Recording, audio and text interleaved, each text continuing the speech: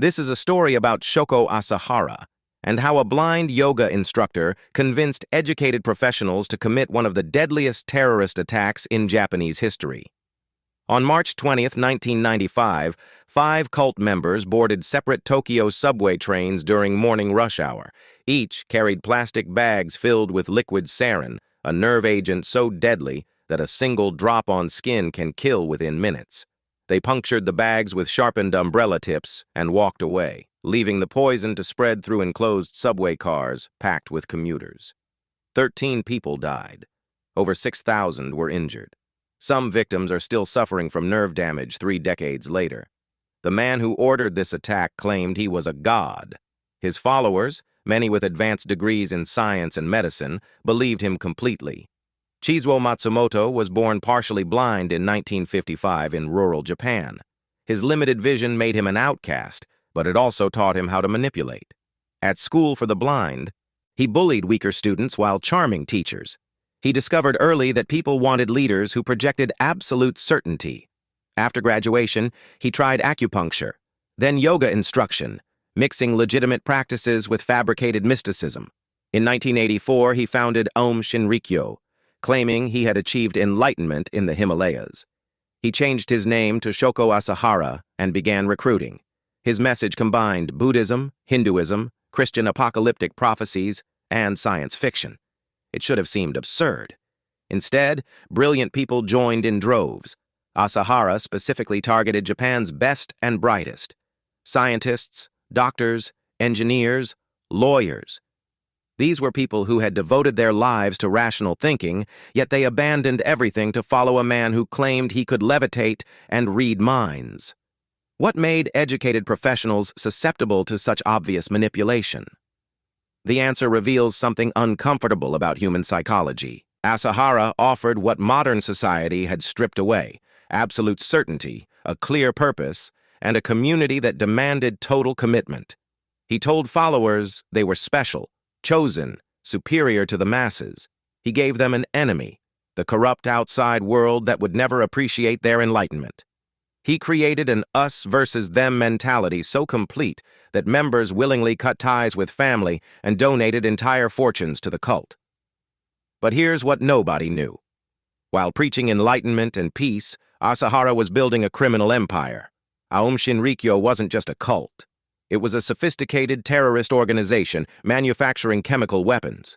The group had nearly 10,000 members in Japan and perhaps 40,000 worldwide. By the mid-1990s, they operated legitimate businesses generating hundreds of millions in revenue. They recruited chemists who could synthesize sarin gas. They recruited doctors who could develop biological weapons. They even recruited Russian military officials who sold them weapons and training. The violence started small. Members who tried to leave were murdered.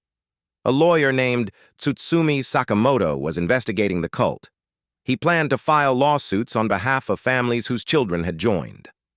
On November 4th, 1989, Asahara ordered his followers to silence him.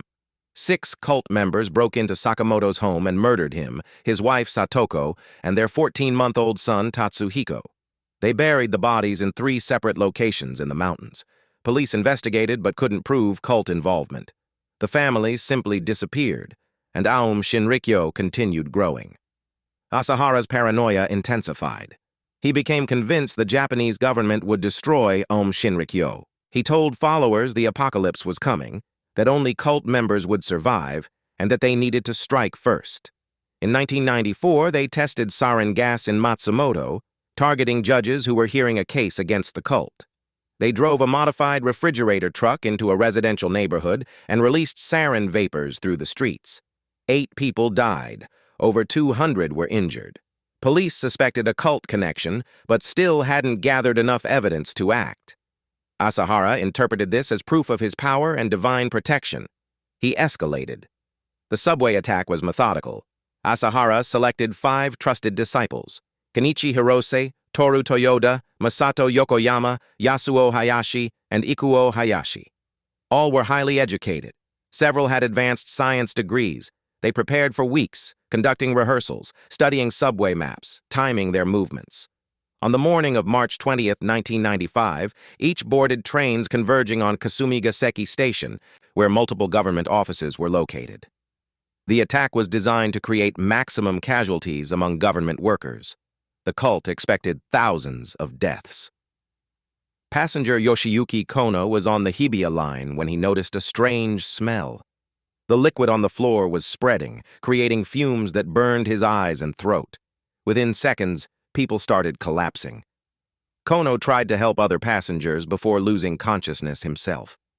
Station attendants, Tsuneo Hishinuma and Sumio Nishimura, rushed into trains to remove the leaking packages, directly exposing themselves to concentrated sarin.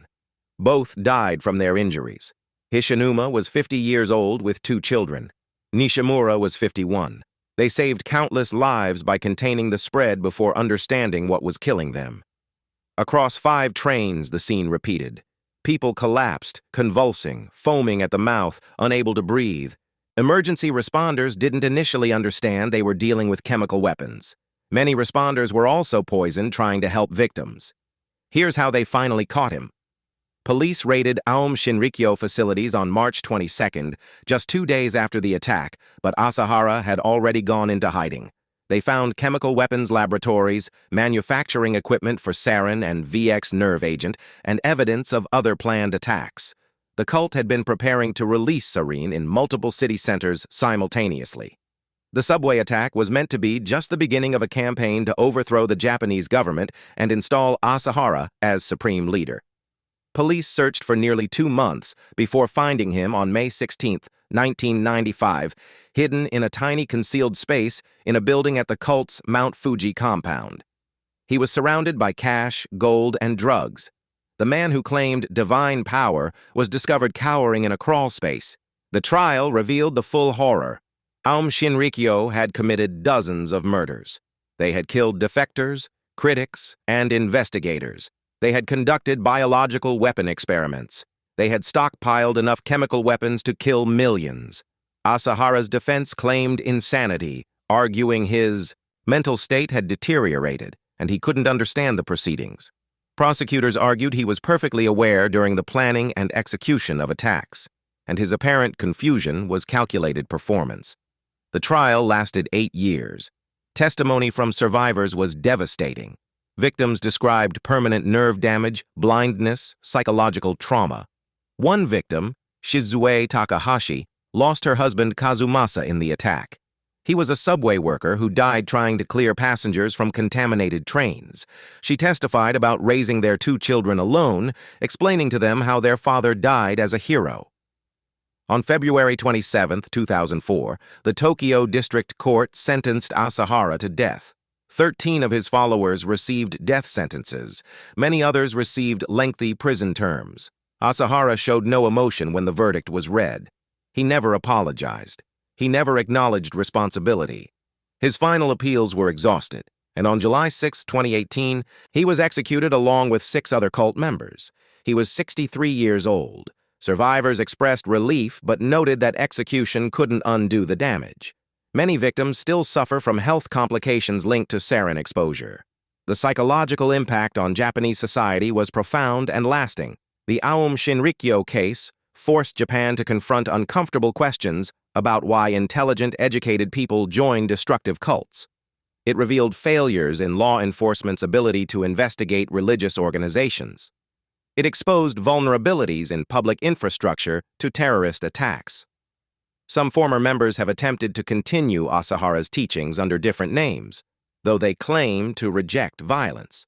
The cult splintered into smaller groups that Japanese authorities continue monitoring. What does it say about human nature that a partially blind con artist could convince scientists and doctors to manufacture weapons of mass destruction? How do we reconcile the image of brilliant professionals with their willingness to commit mass murder for a leader who promised them enlightenment? These questions remain unresolved. The Tokyo subway attack stands as a warning about the dangers of charismatic authority, the fragility of rational thinking under psychological manipulation, and the capacity of ordinary people to commit extraordinary evil when they believe they're serving a higher purpose.